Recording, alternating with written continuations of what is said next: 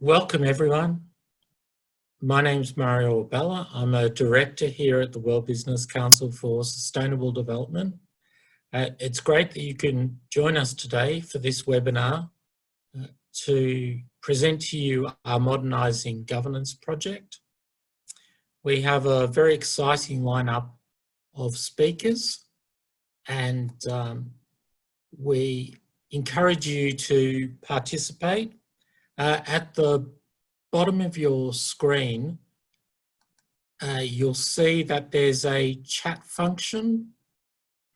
So if you want to ask questions, we can make this, we have a relatively small group.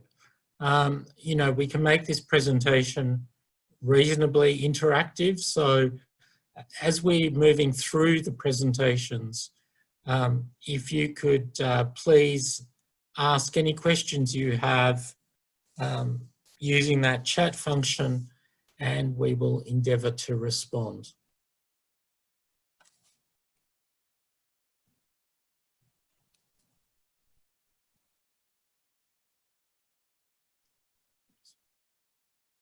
Apologies about that.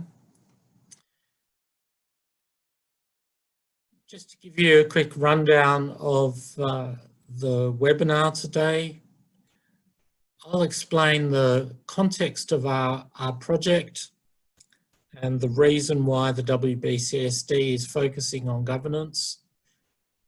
I'll then turn to Philippe Joubert, who will provide a keynote on boards in crisis and how boards are responding during this period of the COVID pandemic.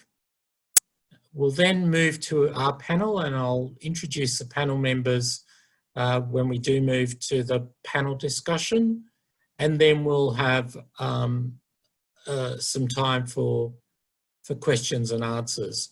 But please, I encourage you to ask questions along the way, just so that we can make it as interactive, because an hour and a half can be a long time just to listen to people speak.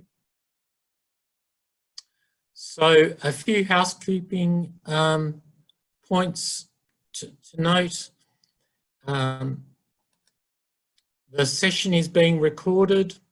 The plan is that we'll send out an email with a link to the recording as well as other resources and the slides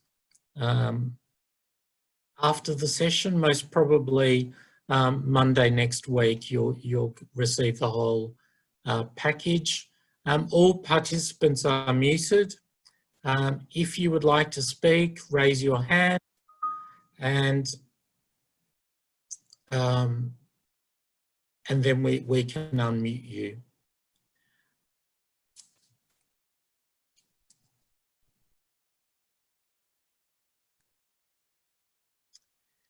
This is a standard statement because we have companies joining, and those companies may be from similar industries. Just a reminder of antitrust considerations. So please avoid any discussion in the conversation today of competitively sensitive topics such as pricing, bid strategies, future capacity additions, customers, outputs, decisions.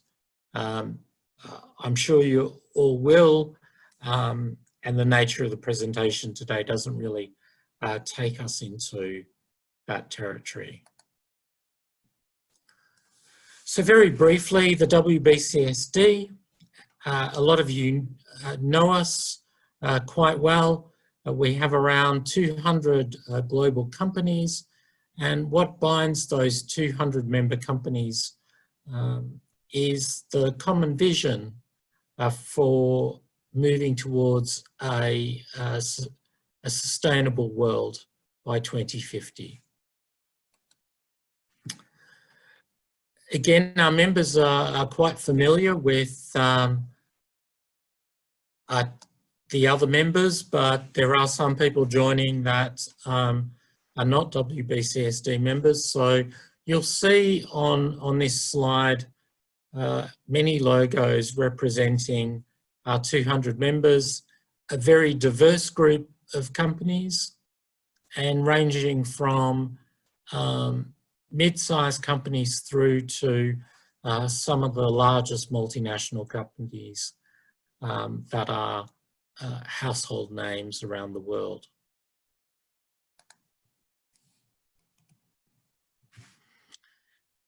At the WBCSD, we take a systems approach, and so our work is organised around trying to transform the 6 major systems, and the system that governance fits within is redefining value. And we have the very simple task of making capitalism sustainable.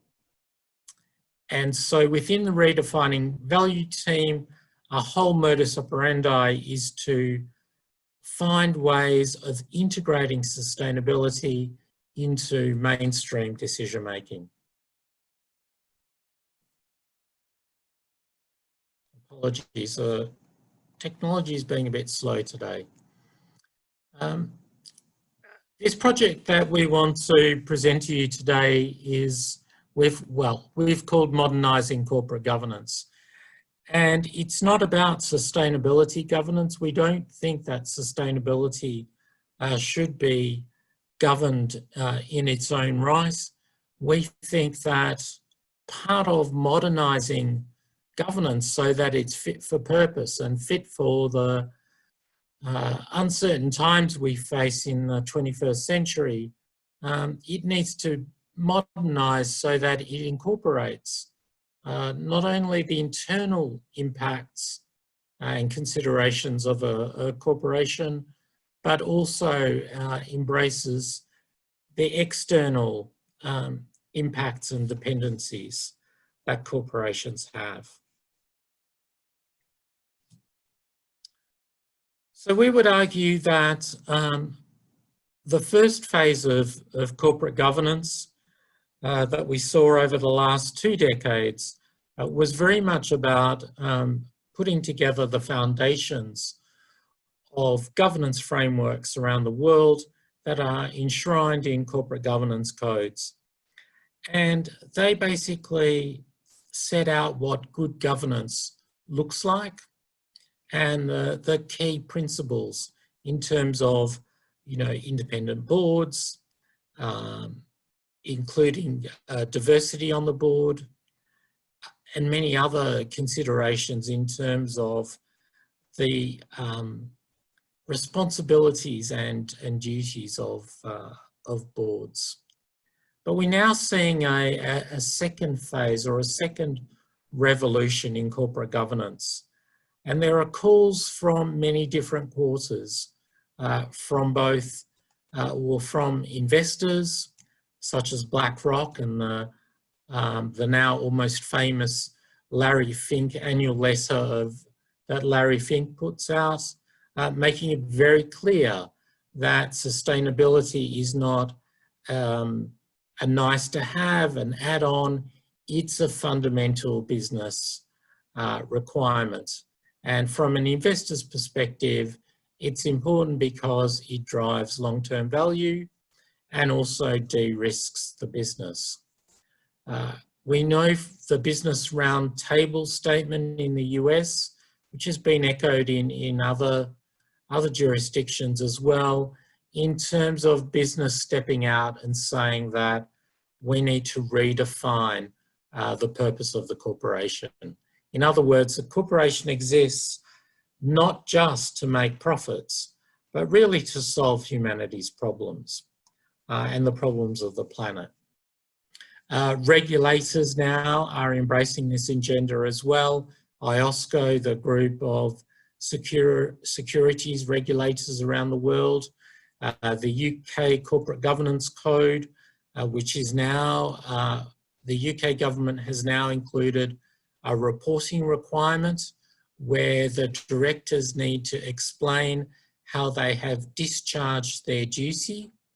Under companies law, in terms of how they have considered and taken into account the needs of stakeholders, the broad group of stakeholders that support the business. And then finally, the Task Force for Climate-Related Financial Disclosures, backed by the G20, and obviously the Financial Stability Board, which the TCFD emerged from, is made up of central banks. So the TCFD recommendations really underscore the importance of the main financial filing. So the traditional financial statements, a 10K in the US, annual report in the EU, that has some narrative and some scenarios around the impact of climate change. So why are we looking at governance at the WBCSD?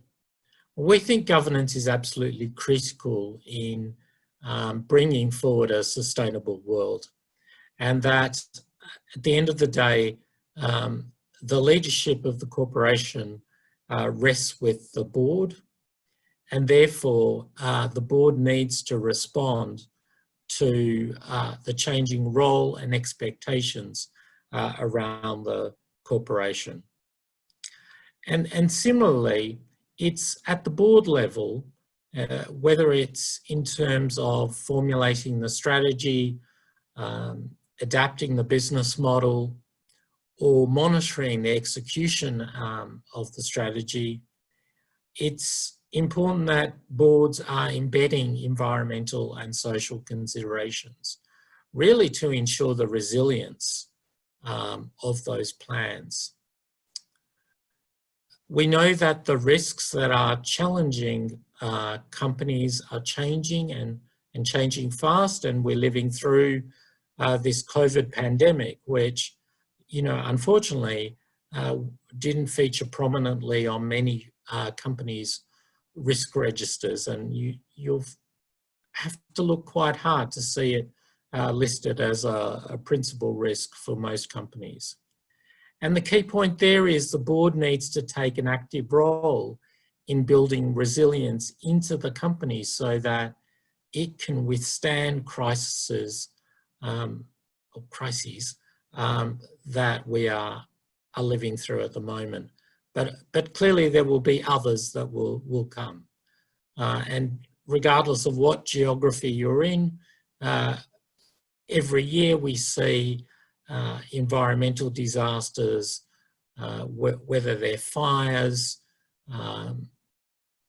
and we see social issues such as a pandemic, but also outbreaks of other diseases around the world.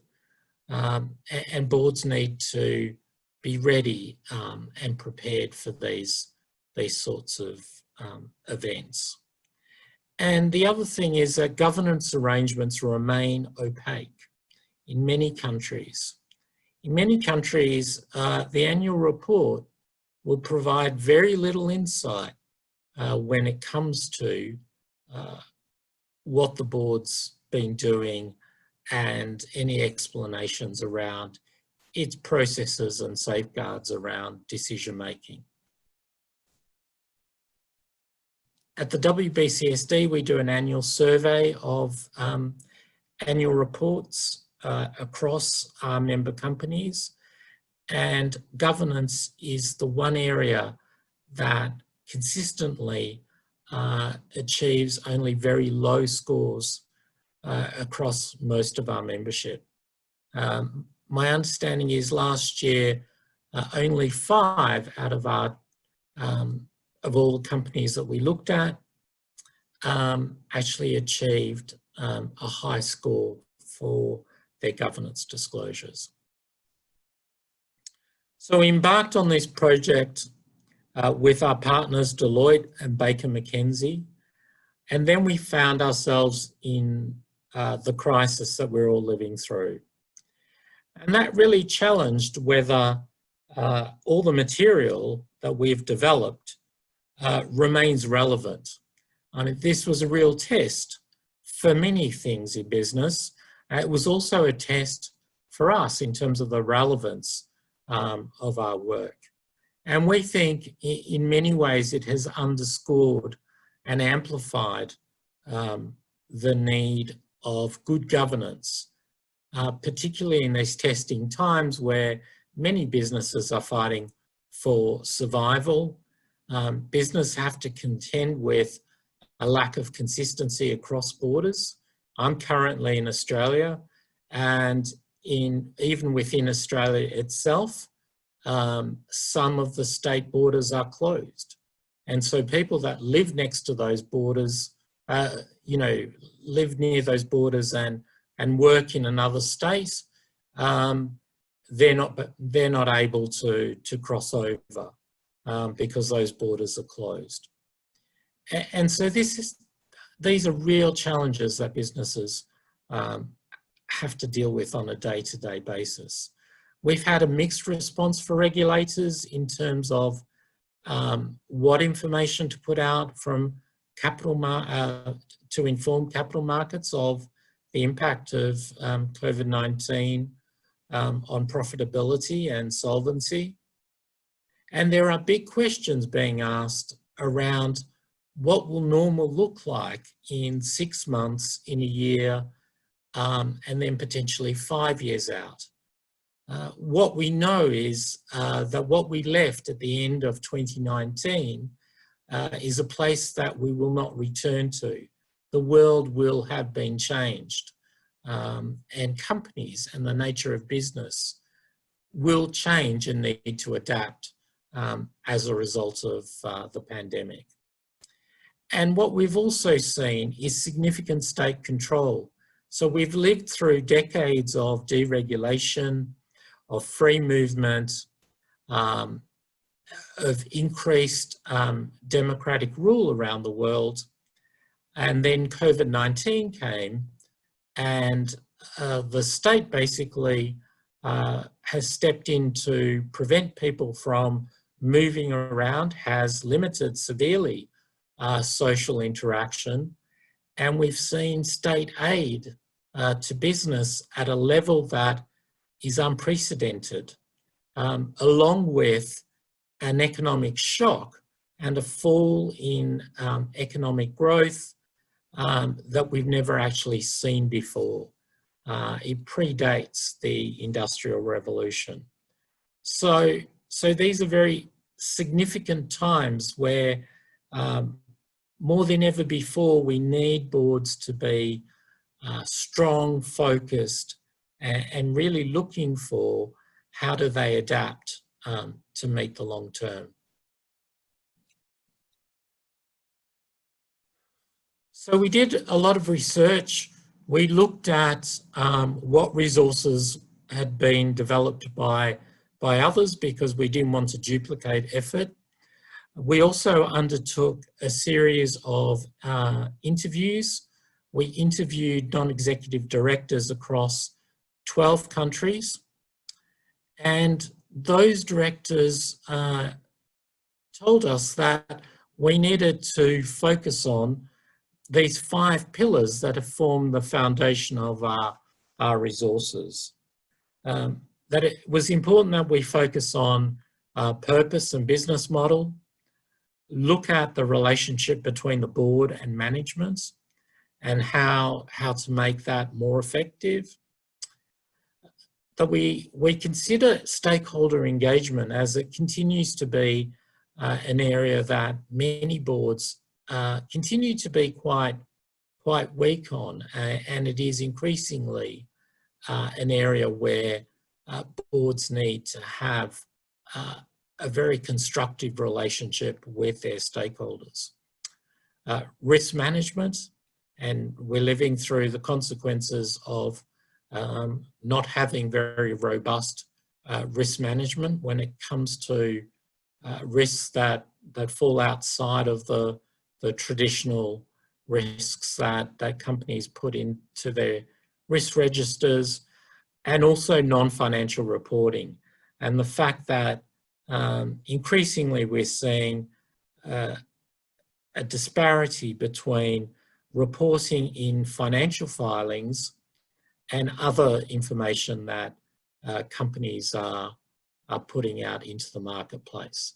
And this opens up litigation risk because quite rightly investors and others can claim that they've been misled depending on what information they've relied on. So in terms of the resources, we have developed a board self-assessment, really so that the board can benchmark itself to ensure it has the skills and the knowledge to navigate through the issues around sustainable development. It's an online tool, also in an Excel format. And then when you go into each of those pillars that I described, you'll find a video where we have a leading expert in that area speaking about the key issues to think about. And then we've also included questions for the board and then questions for the board to pose to management. And we're also adding to this continually. This is a living website and governance continues to change, and therefore we will continue to update and augment the site with further resources. And we have two very exciting resources that we've included, and there'll be a separate webinar to talk about these on the 26th of May at 4 o'clock Central European time.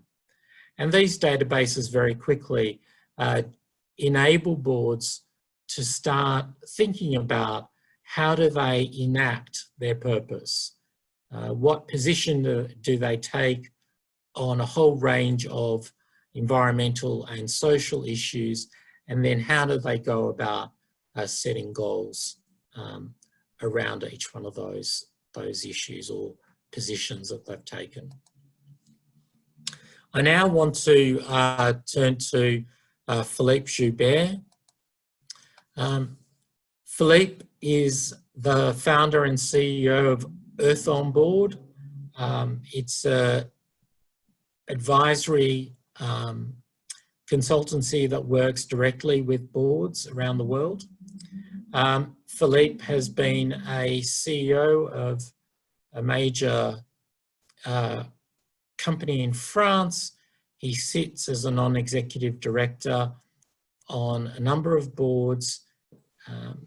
He teaches at Cambridge University in the programs at CISL, and is well known in the sustainability world. And we're very fortunate at the World Business Council for Sustainable Development to have Philippe as the sponsor of our governance project and our special advisor. So Philippe, over to you. Thank you, Mario. Thank you very much. Good morning, everybody. I have a few minutes to share with you a few thoughts and open the floor for the panel that will follow in a moment. So before, I will ask Mario to help me with the slides. So next slide, please. Thank you. So before we go into the matter of the crisis, playing if boards are in crisis or how do boards should behave during a crisis or after a crisis, but without entering into the matter, I will just take a few minutes just to remind where we were at the end of last year. Because obviously a crisis came and disrupted a situation. And I think it's worth 1 second on what we were doing in December 2019. If we were to look at which situation crisis interrupted, when before we heard about Wuhan or or coronavirus, or COVID, or pangolin, or the connection between all this, what were we doing? We were doing business as usual. Next slide, please. And business as usual, as we know, we were taking nature for granted and unlimited. And we have been doing that for years, for decades, for centuries. And this is the way we explain that we are creating value without talking about sharing value, even creating value, because we take nature for granted and unlimited. But after having done that for years or decades, we reach a point, next slide, where we are now conscious that we are living beyond our means. This is the simple representation of how much we are asking to the system and how much the system can give, that everybody knows it, but it's worth spend 1 second to understand what that means and to put that into the context of the coronavirus crisis. So we were dancing on the volcano, as they say. Next slide. Although in 2015, we made some commitments. We presented the Sustainable Development Goals, trying to decouple development from abusing natural capital or social capital, and we signed the Paris Agreement. And, next slide, for the first time, business was seen not only as a problem, but as a solution, and we were all committed to change. We also know that if business wants to change, next slide, this is a collective responsibility that business cannot do alone. And this must start at the board level. As we used to say in the project, we have been very good at putting pressure on the CEO, and we forgot that everything a CEO do and says should come from the board giving some direction. But this was not really the way we were looking at things. So why do we need the board? And this is the theme of my next minute keynote.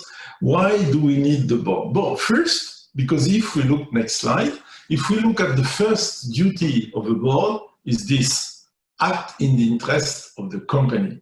Nobody is talking about shareholders and money at the moment. Here it's act interest of the company.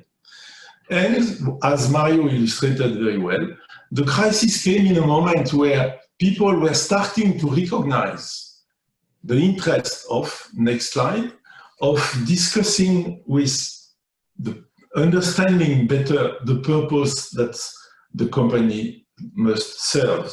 A company, as we used to say, never been created just to make money. I don't know one creator of company saying that he made the company just to make money. He made the company to serve a purpose. And I think this is something we had forgotten during the last year. And the crisis, as I will show in a minute, came to remind us this. Next slide.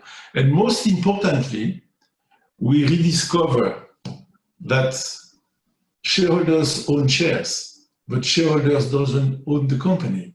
A company is much more complex than just a relationship or ownership between some people putting money in a project, and creates a bunch of relationships that are not about possessing or owning, but sharing, collaborating, and creating value. And this is what we have certainly rediscovered.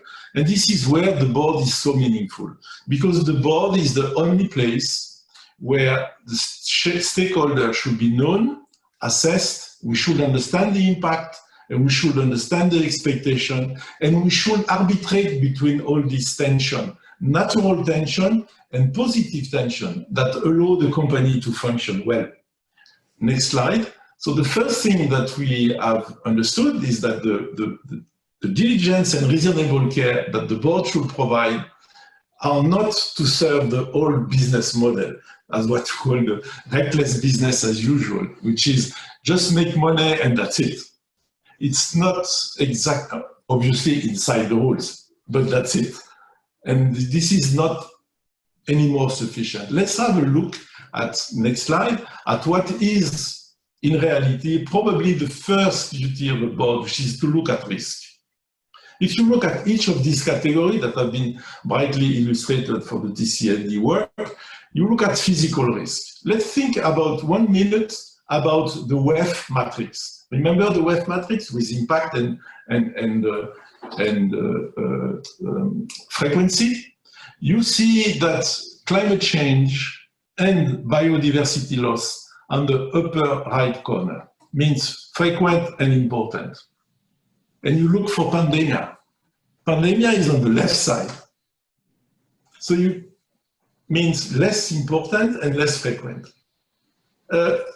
This should make us think, are we really conscious that risk should not be looked any longer individually as silos, but we have disrupted the system. We have abused the system. So the risks that we have to face now are systemic risks. In some association where I work, the World Energy Council, we use the word of constellation of disruption, which is risk playing with each other. Some risk becomes opportunity, but some opportunity become risk. And this is something we have to look very seriously now. The second one is legal risk, because the reaction of the countries or the organized bodies that we have collectively have been to increase the legal framework. And one of them is the zero net emission framework, which is coming everywhere. And this is creating a new way of looking at things. And the last one, transition risk, is quite interesting because it's also about recognizing that the market is changing, recognizing that the environment is changing, and recognizing that we have to understand this and move fast. And nothing better than the sentence of Warren Buffett about the crisis. It's only when the tide goes out that you learn who were swimming naked. And this is exactly what happened during the last 2 months. The tide goes really low. So the government is running now to hand over some towels to us, but the people that are without swimming suits are really visible now on the beach. And this is something that we should really think about. Next one is about the reporting. And the same way that we have to understand what are we looking at about risk and duties of reporting. Are we really only interested in financial risk and financial reporting? Or do we want to look at something else, like value for stakeholders and where we create value? Because the real risk that we have today is not to lose the cash flow. Obviously, this is very important, but to lose the social license to operate. And this is what these two duties for the board are so important. Next slide, please. So now we have to have what we say in Earth on Board, the Earth Competent Board, which is we need to be proficient in sustainability with the right governance and asking management the right questions, and certainly taking the time and taking the position, certainly to help, as we will see in a second, to help the management to overcome the crisis, but also to keep guiding the society for the long term. So, next slide. Where were the board during the crisis? I must say I have not seen a lot of board talking. I have seen a lot of CEO going on TV sometimes and explaining what they were doing, and most of the time very positively. And I have not seen board. I will come back to that why. And certainly the boards have been taking position because most of the decisions that the CEO were taking at the moment were about arbitrating between some stakeholders' expectations. So the board have legitimately been involved, for example, not to distribute dividends or this kind of things, but not all the examples were really good. For next slide, certainly we have been helping for the financial health to continuity of operation, being true to the purpose is something that could be challenged. I was really struck by a company yesterday on TV that have fired 3,500 people with a video, a few second videos. How come a board let this happen?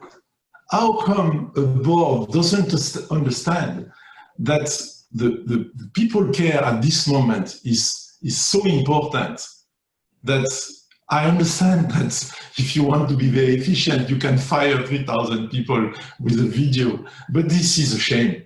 I mean, this is where I see, where are the board? How come a board can let this happen? How come a board don't understand that to arbitrate between the interests of different stakeholders is fundamental for the world of business? Not for this company itself, but for the business, for the example that it gives. Because on the other side, next slide, we had also a very, very interesting collaboration, spontaneous collaboration, because business, as we normally say, is the only organization that is able to react with the speed and with the scale to this kind of challenge. So we have this example, for example, next one. We have also other showing creativity, which is also something that the business is very good at. So you have very good example. Unfortunately, we have also very bad examples. So now, after the crisis, next slide, where are the boards for the next phase? The next phase is interesting, next slide, because we are now injecting 15% of the GDP in liquidity in the economy in general. It has never been done. So this will create a lot of disruption and probably will make some winners and losers in a way that the board should absolutely manage. And this is where the fact that resilience and care about the purpose should come and should pay off. Because the company that have a clear purpose and that the society recognizes as an important service rendered to the company will naturally benefit from this. Next, and more important, that apparently we are starting to learn from the past. I was very interested to see that now the package that the government are giving to the business are sometimes with green string attached. Means, okay, we'll bail you out, but in exchange, you have to be careful with what you are doing with society. Unfortunately, like for the crisis, you have also negative view. Next slide, you have some people that apparently have not understood and that they are trying now to use this apparent difficulty in which they are to make sure that they're not understanding that environmental law is not a cost, is an investment and is a necessity, is a no-brainer. So now they are trying to come back and to gain some small advantage. Next one. Some others are even worse because one thing that's really struck me also, we have been using plastic more during these 2 months because plastic was an obvious help and solution to fulfill some, to prevent some risk.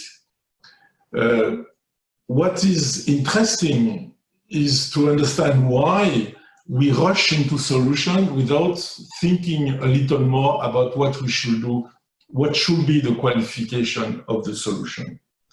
Next, please.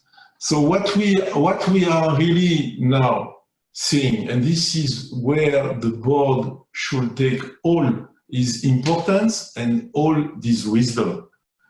We need to choose if the money that we are putting into this economy that have never been done, as I said, at such an enormous scale, will go to put us back to old time and for probably the last time, given that we are already crossing the planet boundaries, or show a new world. So I don't know, next slide. I don't know where will be the board? And probably the panel that is now coming will answer this question.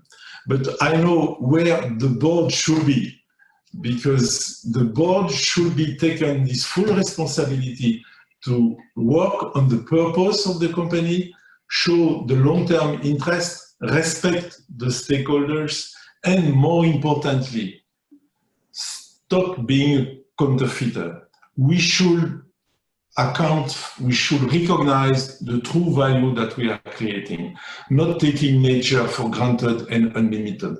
This is game over. We have to report and we have to govern our business to go in the right direction. So thank you very much. Oh, and I forgot, after Warren Buffett, never forget the Churchill sentence, never waste a good crisis. Thank you. Thanks so much, Philippe. Very inspiring talk. So we're now going to move to our panel discussion.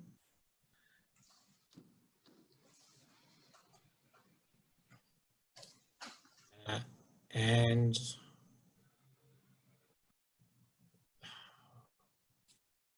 so just to, we've for some reason have a problem with the slide there.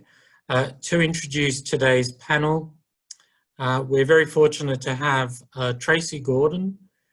Tracy Gordon is a director at Deloitte and works in the Corporate Governance Center. Tracy has a wealth of experience in corporate governance, decades of working with directors to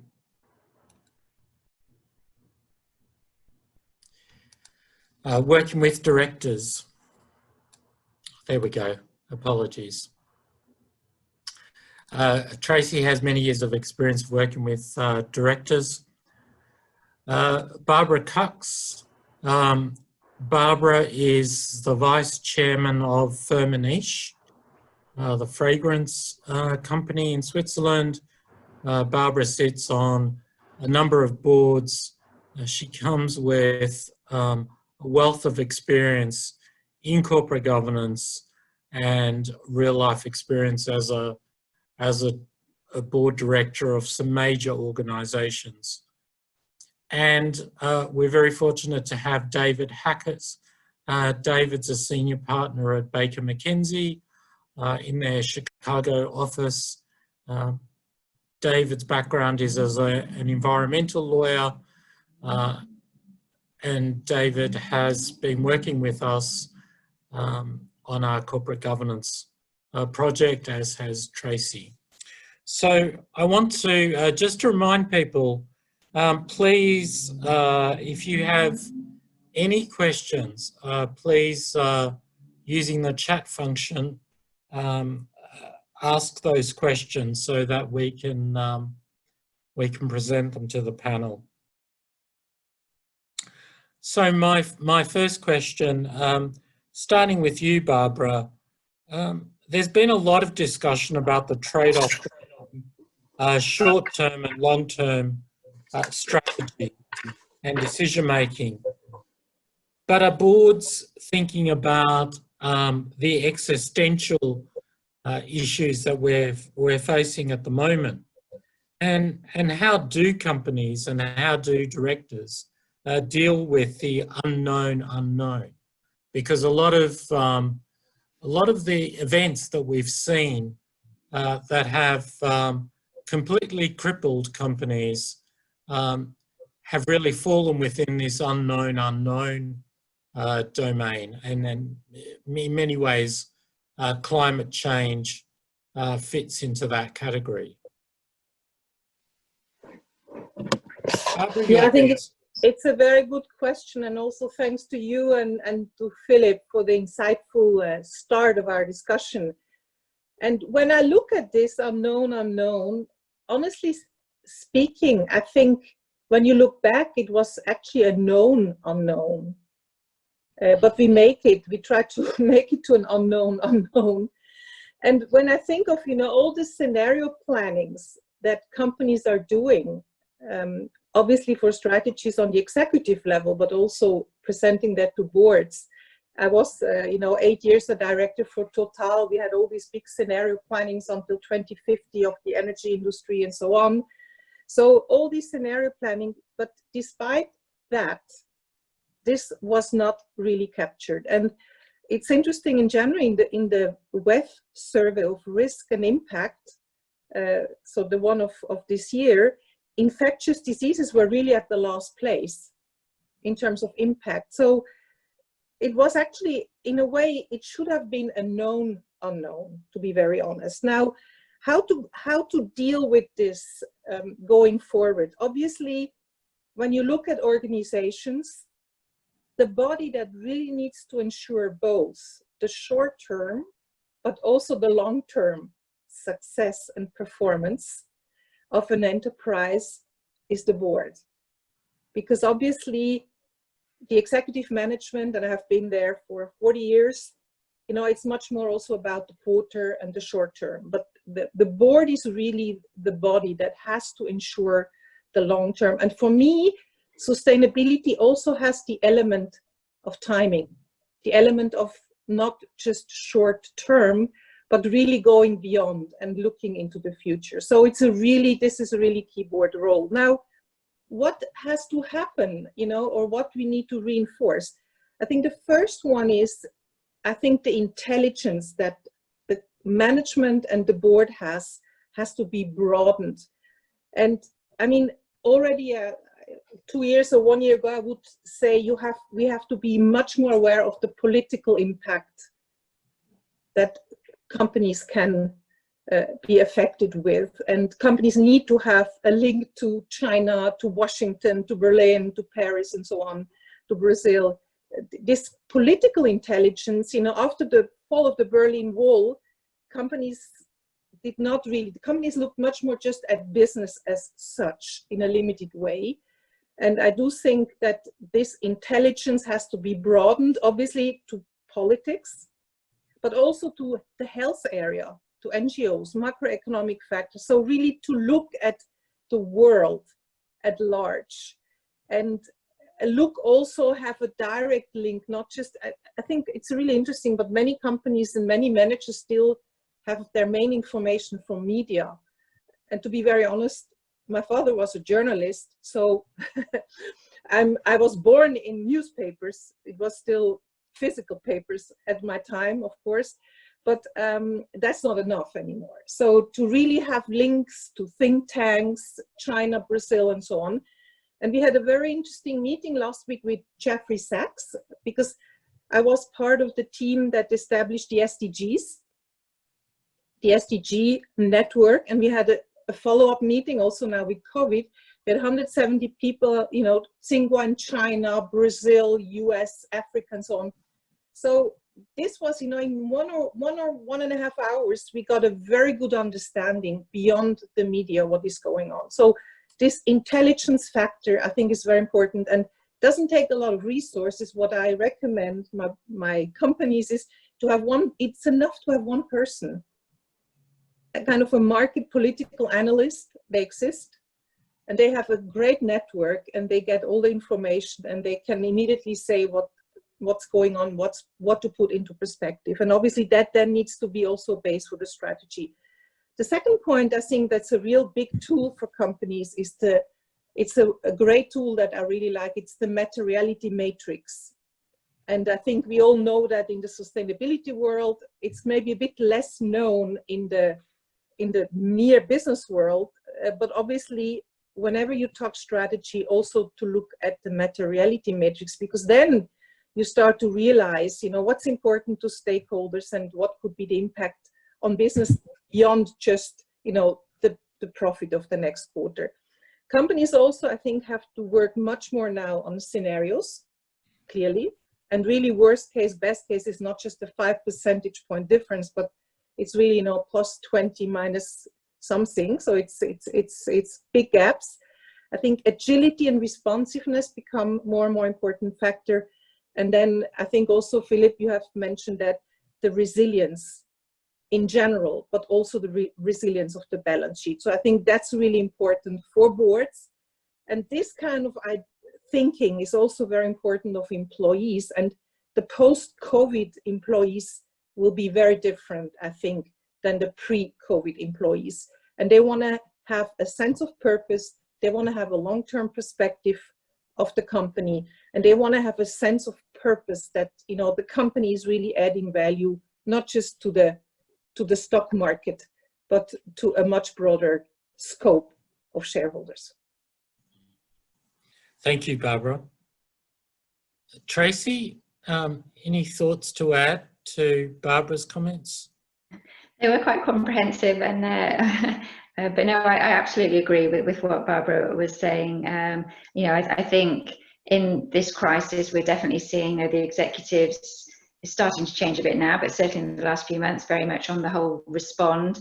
And it really has been down to the board to pull, you know, to challenge them a little bit about not just the no term, the very, very short term, but also thinking to the longer term and rooting decisions as far as possible into the core purpose of the business.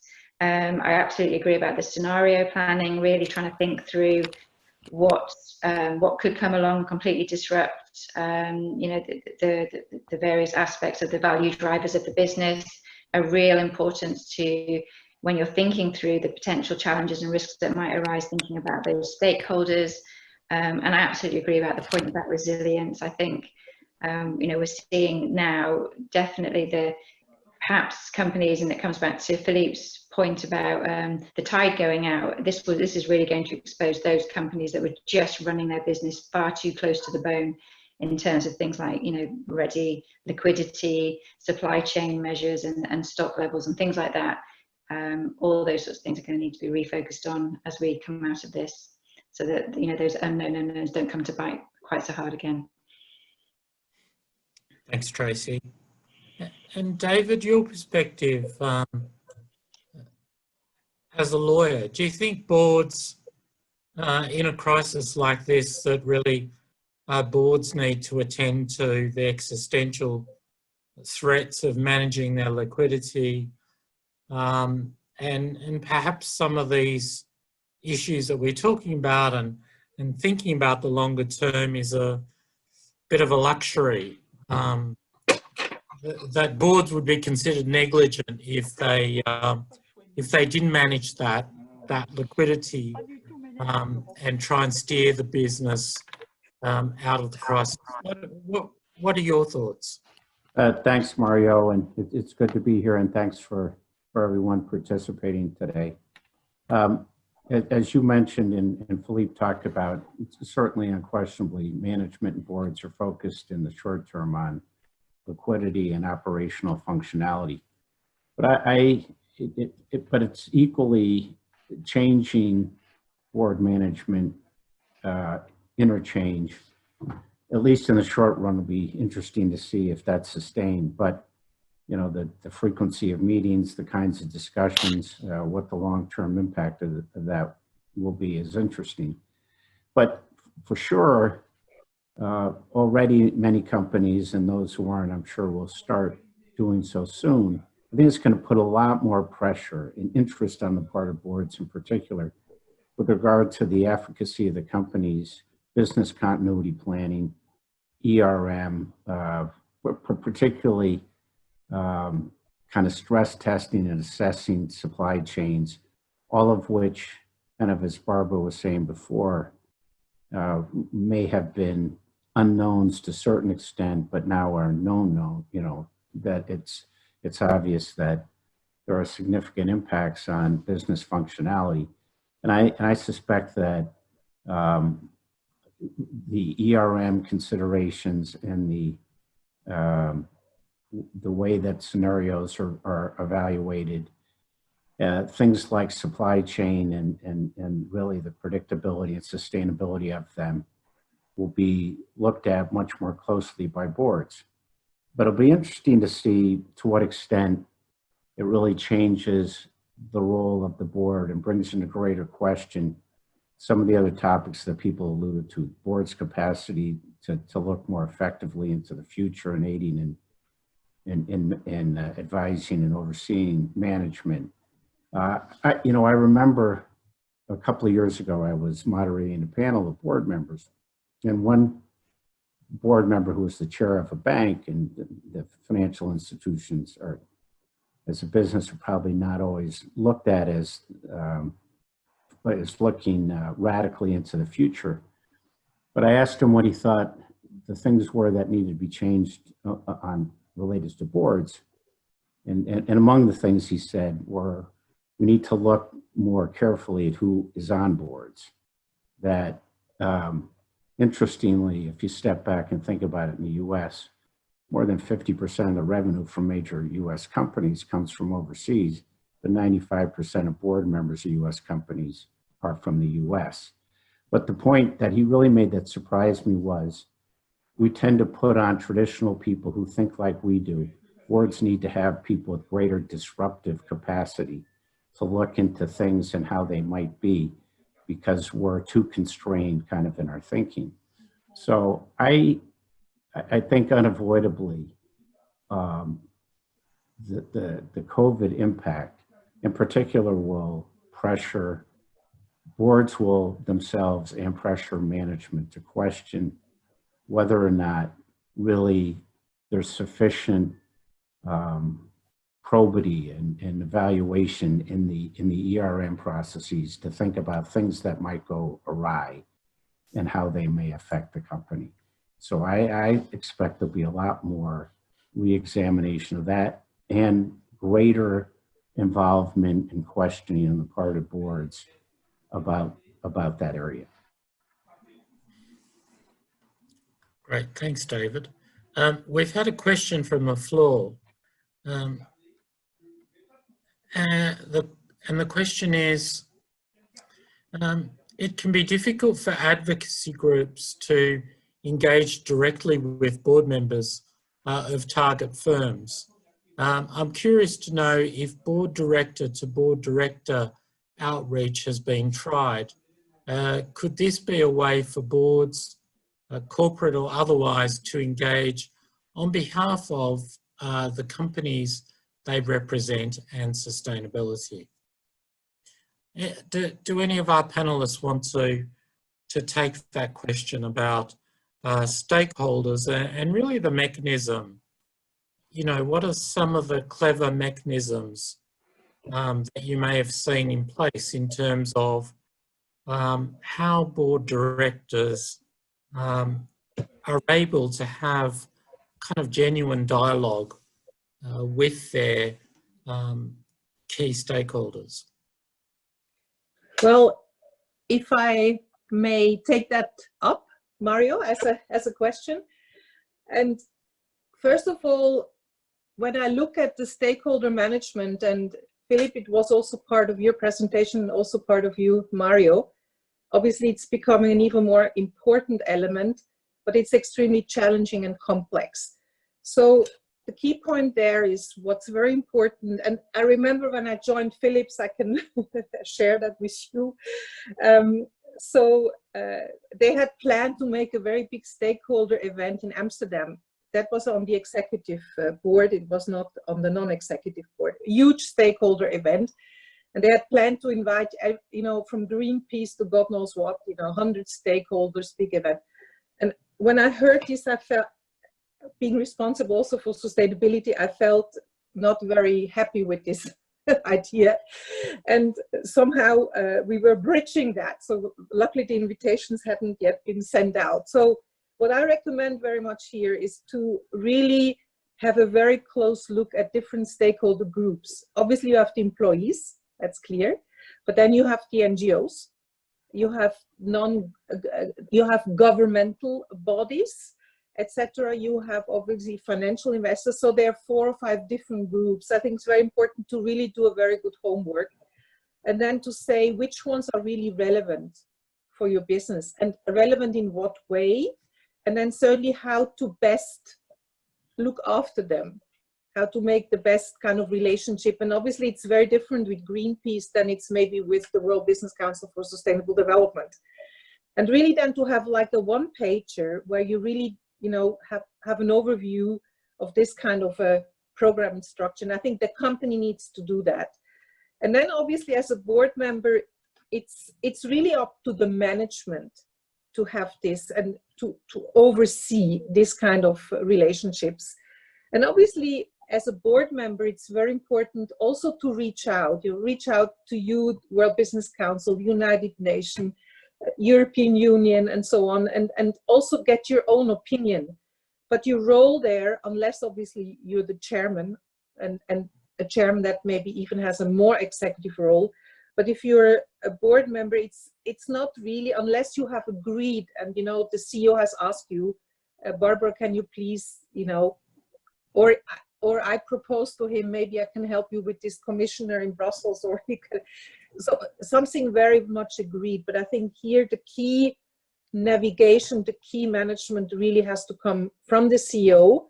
However, as a board member, it's very, very important to keep up your antennas, to have a very broad understanding, to hear messages, and also to position yourselves for the good of your company. So that would be my response to your question, to the question of the audience. Yes. Thank you, Barbara. Tracy? I mean, I just might add David, to that, please. Mario, if that's okay. Sure.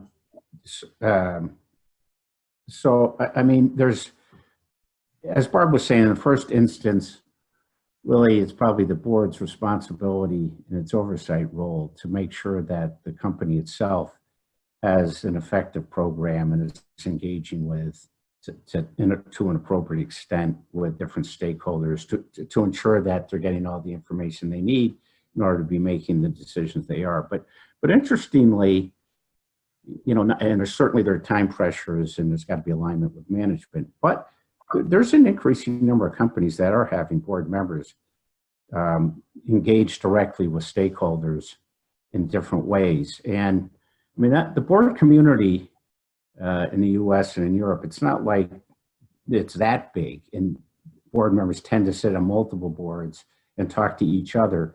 And what starts to happen in one place, you know, if it's successful, kind of gets around. And similarly, board members are not unaffected by there's certain institutions and programs that they go to that talk about trends. And increasingly, those sources are raising the kind of issue you're talking about.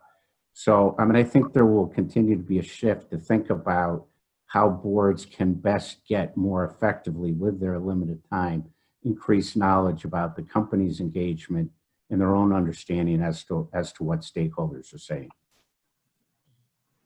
Yeah, and I would just add that, you know, as David and Barbara have suggested, there are a number of different mechanisms to really, you know, take the pulse of all the different stakeholder groups. And I think it's really, you know, the more experienced the directors, the more familiar and confident they will be with testing the pulse in that way, of looking at all the different kind of signals and indicators that there can be around stakeholder sentiment, and just really understanding what are the key drivers of this business, and therefore which are the most relevant stakeholder groups. And then the only other final point I'd make on stakeholder engagement is that yes, that, you know, there will be engagement that takes place at management level, and there will be engagement that takes place formally organised by the board, and then there will be informal channels as well that some of the board members may pick up. But it's just really important that, as far as possible, all the output from all that different engagement activity is fed into the boardroom and is therefore able to be used as part of the consideration around, you know, really coming to board decisions, and that's clearly integrated. Thanks, Tracy.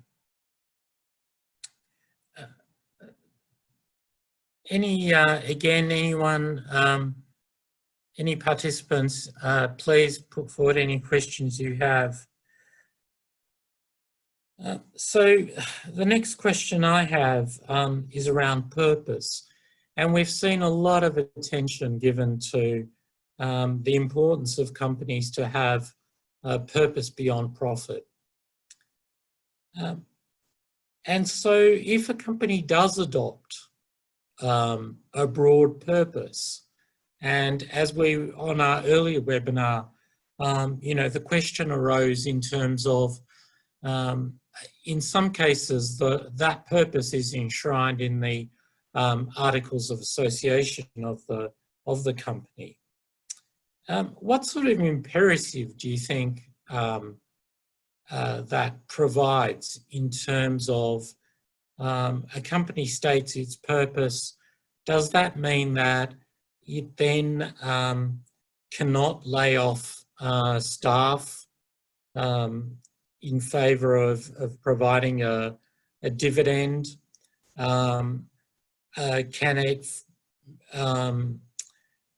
sidestep incurring costs to accelerate its transition to carbon neutrality because of the impacts of an economic downturn or whatever? So what obligations do you think a stated purpose really imposes, or are these just kind of hollow words, sort of nice window dressing, but they don't really have much purchase? Who wants to go first on that question?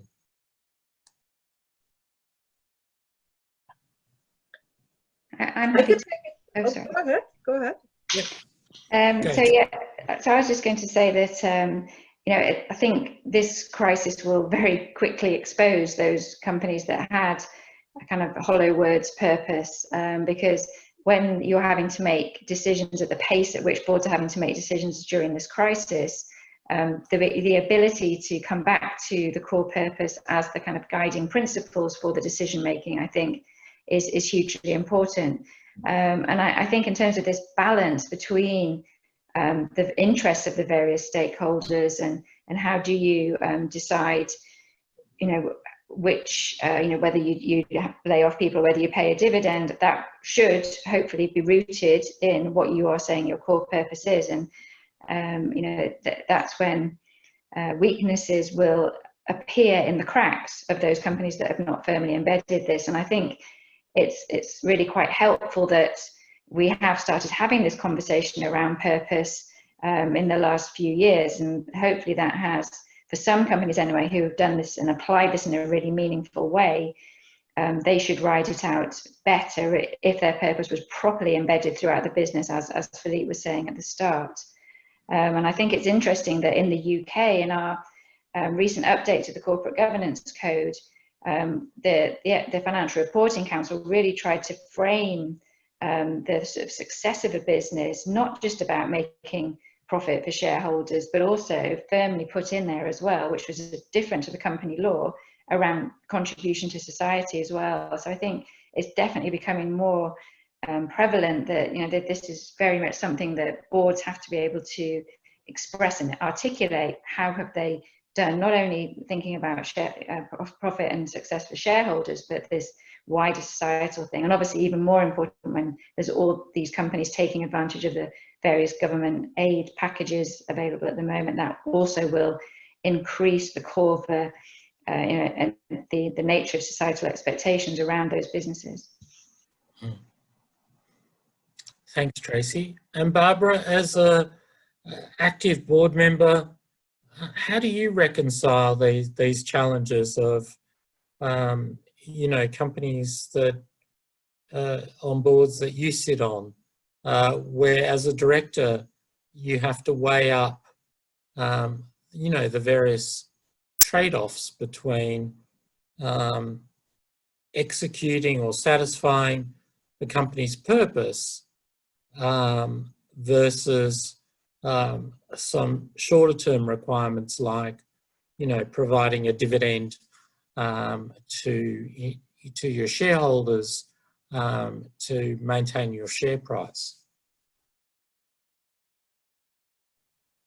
Obviously, it's always a balancing act, and I think the great thing is that we have the 3 Ps: people, planet, profit. And obviously, it's not always straightforward, this kind of decision making. And I remember at a time in one of my executive board roles for Siemens, I can talk about that because it's public knowledge. We had to decide to step out of the solar business. And I was in charge of sustainability. And obviously then you would say, you should actually say, no, let's not step out. But we knew we could never have a leading position in the solar industry and compete with, you know, Chinese companies at a cost advantage of 30% or more. So I think it's very important for companies, you know, not just now look at people and planet, but I think, you know, sustainable companies will always have a good balance of all three elements. Important is to consider all three elements. And obviously there also the ultimate body that can ensure that these three areas are being looked at is the board. Because maybe sometimes management, again, maybe more short-term oriented, is looking, you know, at profit, people, but the planet. So I think also there, the board has a very important role to ensure that decisions are taken considering all the three. Coming to purpose, I mean, purpose is getting so important, and I would say it's getting even more important at this moment, and then obviously at the post-COVID moment. I hope we will reach it in a good way. And it's a very beautiful definition. And somebody said it's the organization's philosophical heartbeat. It's connecting the head and the heart. And it's really the company's contribution to society. What I don't like when you say the company adopts a purpose. You know, it looks like you buy it, you take something and you adopt it. And what was great, I was able with my strategy students, the master in strategy at University of St. Gallen, we were able to work for a leading automotive company to elaborate their new corporate purpose 2-3 years ago.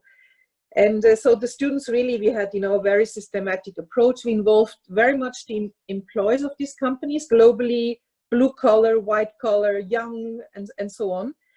So what's very important that this purpose is not something that is put on, you know, like a lid, but it really has to come from within, and it should be very simple. It should be like 4 or 5 words. The best corporate like Amazon or Google, it's 2 or 3 or 4 words. It's where everybody knows it.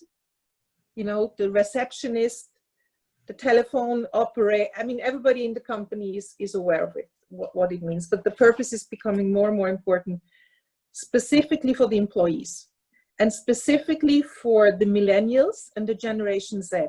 And they basically say, we don't join a company to wear a beautiful name tag and title. We come for the purpose. And a recent study, I think that was done in Stanford, even has shown that the Generation Z is trading off salary against purpose. So I think this whole purpose issue is becoming more and more important. Most companies in a way have it, but it's part of the DNA. But maybe they haven't really made it explicit, and maybe they have not really adjusted it, you know, for the future challenges. So purpose is a key topic, and I think it has become even more important now with this crisis that we're facing. You know, Mario, it was, you know, I was just thinking when, along with Deloitte, as part of the project that you alluded to, we interviewed a lot of public company board members, you know, and in each one, without really having to ask the question, people spoke eloquently and readily about the purpose of the company and the imperative of, and the values associated with it, and the imperative of making decisions, as Barbara was just mentioning, in alignment with that purpose and values. It might be interesting to go back in the fall and re-interview all of them and ask the question you're asking. You know, what did you do? How did you do it? How did you feel about it? you know, certainly for a number, in response to your question, for a number of companies, survivability is so important that, you know, it's going to outweigh any other considerations. I mean, the part of the question, I have to confess, really is kind of surprised me and stopped me a little, is the notion, which has been true of some major companies in the US, of the relatively contemporaneous announcement of, here's the dividend payout of $100 million, accompanied by, and here we're laying off 10,000 people. It's got a bad look. Whether there's market impact, whether there's employee impact, what the long-term impact is, I don't know. But it really brings into question the kinds of issues you were raising. And it'd be quite interesting to go talk to some of those companies about the kinds of internal discussions kind of they had about that.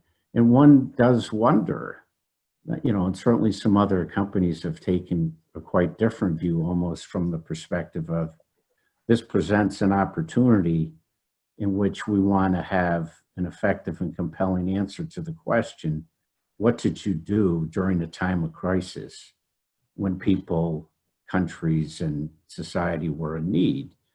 And aggressively, you know, promoting significant undertakings. You know, obviously they've concluded both on some level that it's a good thing to do, but that there's brand value to doing so. But for sure, the kind of rising interest on the topic of what's the purpose of the company is only going to accelerate kind of coming out of COVID, with probably some very specific kinds of questions and discussions along the lines of what you just raised, you know, about fundamental choices people did make, and, you know, what that reflects and means, and which ones were right and which were not. And I'm sure will impact materially going forward this growing question of what's the purpose of the company and how do you balance all those trade-offs that Barbara was alluding to. Thanks, David. Can I just, while you're there, David, can I ask you a question about state aid? I mean, as Philippe mentioned in his presentation, there is an expectation on behalf of governments that are bailing out companies to a tune that we've never seen before. Do you think it's best to kind of leave it up to companies to ensure that they meet those conditions, particularly in Europe, conditions around environmental targets or conditions around employment? Do you think those conditions are best met by just good governance and boards making sure that the companies they're overseeing, you know, are discharging those obligations? Or do you think we just need just tough enforcement and regulation, and to do it that way? That basically we've had decades of deregulation, and we shouldn't just leave it up to boards and their management to do the right thing. I guess particularly in Europe and in the United States, understandably the relief packages were developed and put out so quickly.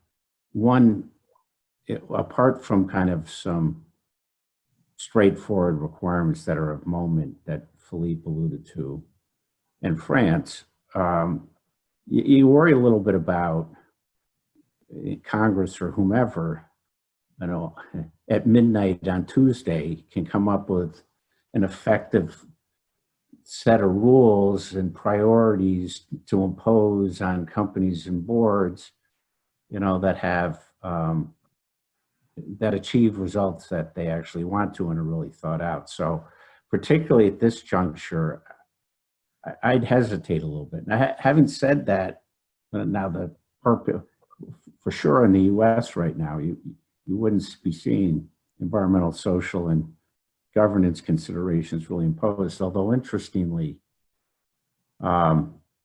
as part of the loan package to companies between 500 and 10,000, there's a small proviso in there that if you accept the loan, you cannot outsource any jobs outside the United States during the pendency of the loan and for 2 years after it. And, you know, that was intended to increase employment opportunities in the United States. I'm not really sure. I mean, your head snaps back. Well, does that mean, you know, if I have a plant in China that I cannot add an employee, you know, is that really a good idea? But I mean, that was the one instance that I can think of right off where there are kind of some add-on restrictions. There are some other ones about employees as well and jobs. But in general, going back to the Winston Churchill quote, you know, you don't want to have a good crisis presents an opportunity. But that gives me pause thinking about kind of, let's gin up a list here in 2 hours of what we want people to do and then go enforce against it. Makes a lot of sense. Tracy, Barbara, we're almost out of time. Again, any questions from the floor? Do you have any comments on that, the point about state aid and how best to kind of ensure companies meet the expectations of governments providing that support? Yeah, I think it's very, very important that we ensure, I mean, the recovery funding is so immense. We don't even know yet how much exactly, but I think we all know it will be very big in Europe, in the US, and so on. And the question here is, I think what's very important for the sustainability community, that we ensure that this funding has a green tag attached to it. I think it's important. I don't think it comes by itself. It has come in the case of Air France and some other ones, and European Union may have a bit of a green tag, but I think it doesn't come automatically. And the reason is that what I hear in many companies now is that now we have to save the company. We have to ensure the future of the company. We have to become resilient, and therefore sustainability is not anymore our top agenda item. And by the way, Greta also has disappeared. So this was not a permanent phenomenon. It was a temporary one. And now we have more important things to do. We have to basically save the business for the employees. That's what I hear in a number of networks, so to speak.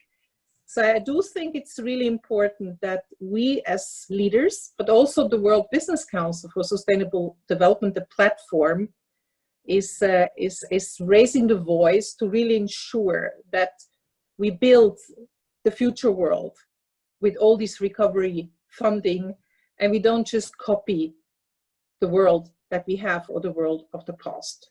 So I don't think it comes by itself. Thank you. And finally, Tracy, this notion of building back better, and how do we ensure that happens? Any kind of final thoughts?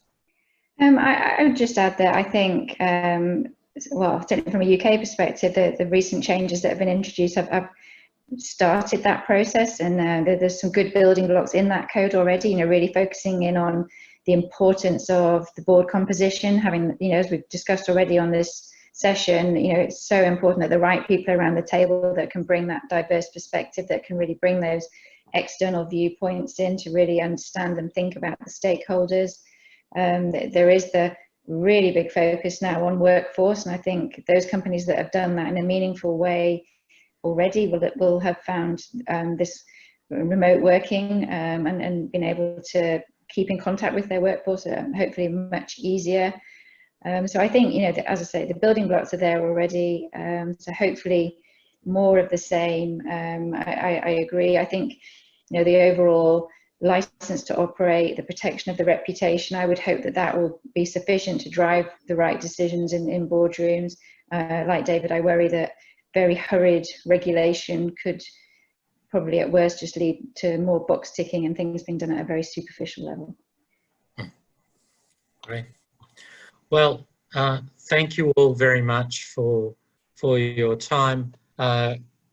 Wonderful panel, some very thoughtful responses there, and I think a lot of food for thought for our participants.